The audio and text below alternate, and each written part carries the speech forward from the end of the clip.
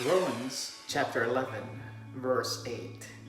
The King James Version Bible has this to say: According as it is written, God hath given them the spirit of slumber, eyes that they should not see, and ears that they should not hear, unto this day.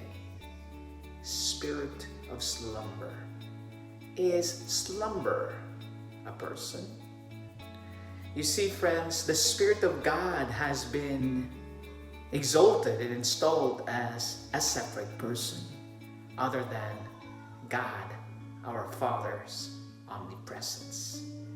The Trinity doctrine was designed to deceive and to destroy faith in the revelation of who God is, our Father, and who His Son is, Jesus Christ,